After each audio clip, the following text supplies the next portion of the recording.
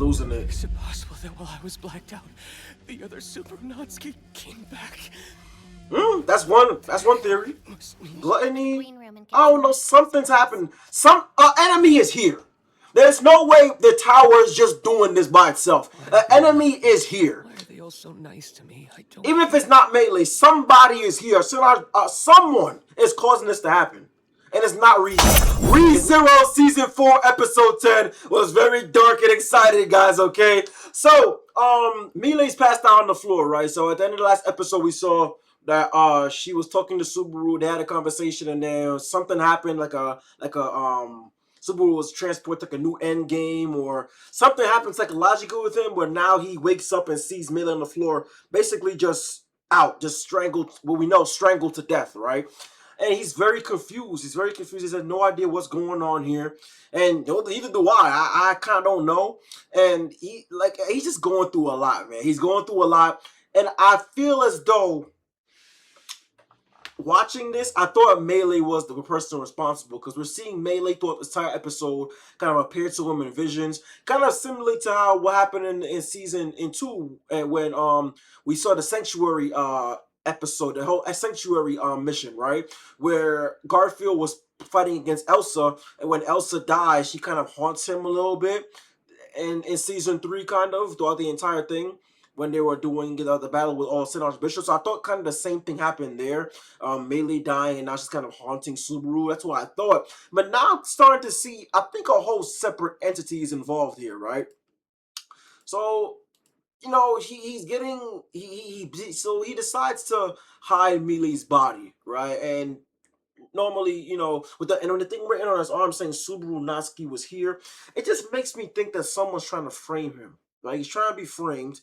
And I believe another entity is involved here. Now, whether it's another entity of Subaru, kind of, and he kind of hinted it here, like, was it another version of him that kind of got in the way and kind of caused Melee to die? Hold on. Bro's losing it. Is it possible that while I was blacked out, the other Super Natsuki came back? That's one theory. Must mean That is one theory. Natsuki killed Melee then. And when he was done, he carved the proof of that into my arm for me to see. That is possible. That's definitely possible. I did mention that too. That's one idea, right? But I'm starting to think, and this could be a stretch, I'm starting to think one of the Sin Archbishops are here. Now, I could be completely wrong. But that's what I'm giving. I think as though either Lust is here, because we see Lust's ability to transform into anyone that she knows, basically, right? Or I've seen. She can transform. She doesn't even need to see them, actually. She can get a good glimpse into you and your memories and kind of your thought process, how your mind works, and kind of form whoever it is she needs to form. We kind of saw him do that to Al. She did to Al in the last season, right? And she formed that stuck-up girl. I forgot her name already. She's fired, by the way. Yeah, she kind of formed her just off memories and thoughts alone by analyzing her enemy. So I'm starting to think that could be Lust here in the Watchtower. Could be Gluttony. Gluttony could be here too.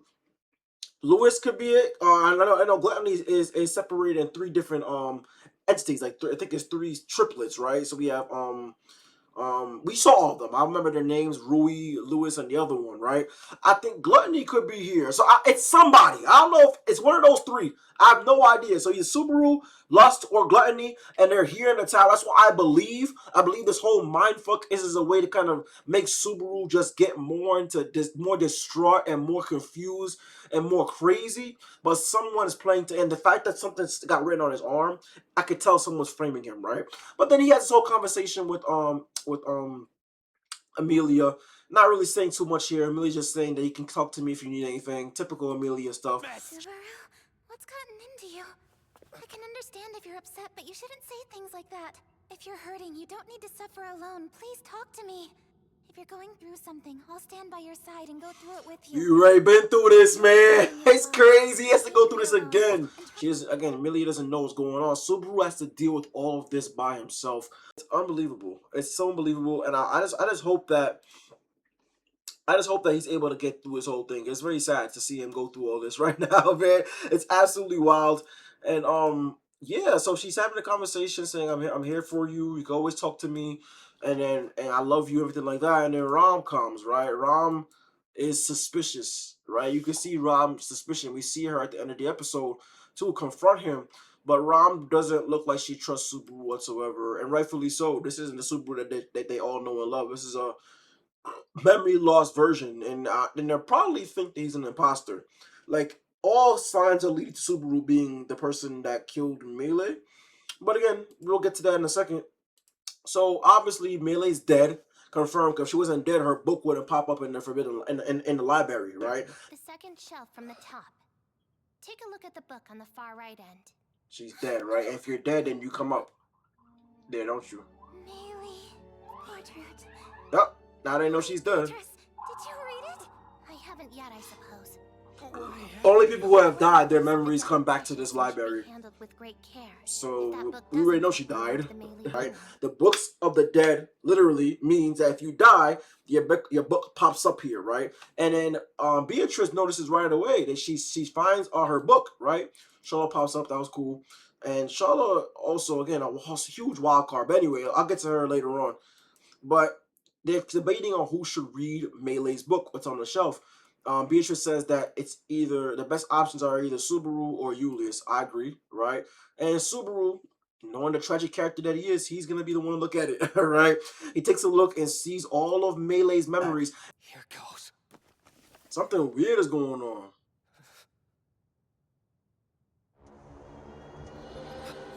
Talk to me. What's going on? Show me what Melee's doing, that son of a bitch. I already know she's involved. And I love how we were able to deep dive into Melee, right? Because again, I didn't know too much about her at all. Well, we don't really know that much about her anyway. We always just know that her and Elsa showed up during the Sanctuary battle and was part of Roswell's little backup scheme to force Subaru into taking the perfect path, right? But we know that they're assassins for hire, right? But I'm glad that we were able to get a backstory into her, right? So she was born into being raised by mob beasts, right? We don't know who put her here. Obviously, this show has a thing of abandoning kids, right? Like a lot of great animes do, right? Everyone needs a tragic backstory to make them very nice and to see their character development, right? And she's no different here. She's raised by a mob beast, right? She raises up as a dog, as a beast herself. She learned the ways of the wild, answering its call. So she grew up as a beast. And in time, Ah, that girl that's nice. She ended up. Okay, so my beasts love her, became their leader, queen of the beasts. right? And she just gets an affiliation. These mob beasts are attracted to her, right? She becomes queens of the beasts. So now we see that her power is in full effect now, right? Where her power comes from originally. So she's able just to get mob beasts on her side, which is very, very cool. And then she ends up meeting Elsa. Elsa comes for her, and she loves guts. So your family's getting cooked. I've been told to bring you back with me. By who? That means you'll be coming home with me today. Damn.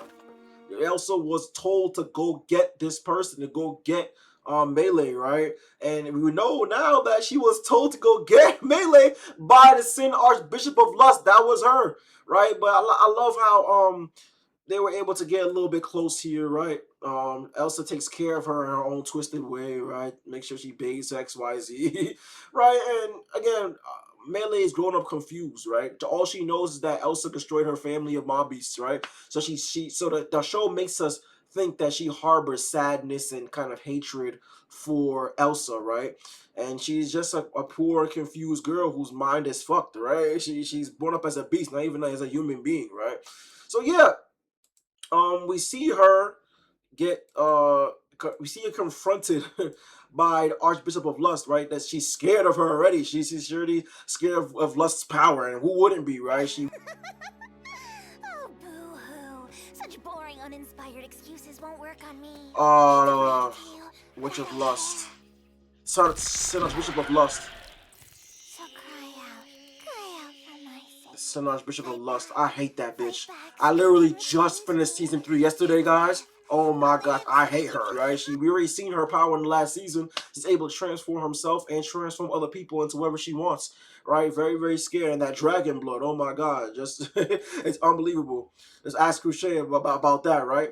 But yeah, So we know, where her fear comes from, right? It's fear of Elsa, hatred of lust, right? So and then she still kind of goes with the flow, right? She's getting stronger. She's growing up in her own twisted way, right? She's seeing Elsa's just dark tendencies of killing people, right? And she witnessed her kill somebody in broad daylight, right? So The truth is that no number of lives you may have would ever be enough. Hatred. Thank you. Wow. These two are crazy pairing. I'm very surprised Garfield and then Garfield and what's her name? His sister was able to beat Oh! Oh! Right, so she's just again, since she was born, just a beastly dark nature, right? Very similarly to her little big sister here, Elsa, right? They have a not a similar backstory, but they have a backstory of darkness. So I'm glad that we got a background story into that, right? And we also see the events up to the point when she actually comes here to the Watchtower with them, right? So yeah, we already know that she got captured by the team from the Sanctuary battle, right? She got captured. She got put away. And Subaru and this is the big thing now, right? Who is this? Maybe this is Subaru at first showing her kindness because Subaru did bring her. So Subaru is solely responsible for bringing Melee on this adventure, right? Because of her power and how she will be useful to the mission, right? Okay, great. That's a Subaru that we already know and love. At some point in time, this Subaru does not become Subaru anymore, right? Melee's following her around, and this is what gives me the idea that gluttony or lust or somebody is here. That is an imposter. This is an imposter. When Subaru went up to go have his brilliant idea right before his memory loss and right after he had a conversation with a kid named Julius, he goes somewhere. He goes up to the library, and I believe he gets captured, or his memories gets taken, or he gets swapped out by this person. And the Subaru that has lost his memories is now waking up to people treating him differently, different scenarios, things happening in weird ways because he has been either taken over or mind fucked, or someone has completely swapped places with him in moments in time. In the tower when he is not aware. It's an imposter. It's an imposter. And now that I'm thinking more about it, this is probably lust or gluttony. I'm getting there. It's not a Subaru iteration. It's not a completely separate universe. This is either gluttony or lust. And I know the show is gonna make us know that. The show is gonna reveal that soon. Maybe in 2 episodes, maybe next episode. That is a Sin Archbishop. You cannot convince me that it's not, okay? So let's go ahead. We already know what happens. Right, and this right here, that twisted smile. Come on now. What the hell? Open your ears to your true desires. If you can do that, then I'm certain you'll see a glimpse of your true self, and you'll know for sure what you want to do. What I would want if I could do anything. My desire is to... Lust? Oh, that look on your face! Wow! So full of flavor! And it got me thinking, Lust how is there. seriously should I take that? Lust is there. We shouldn't discuss that here. I know just the place. Wait, so he did all this? Afraid asking that directly is against the rules! In the end, what was her legacy? Come on now. That's not a mindfuck Subaru. Or a Subaru that doesn't know what's going on. That is a completely different entity right there, right? Can't convince me otherwise. Chokes out Melee while Subaru is unconscious or mindfuck, the real Subaru.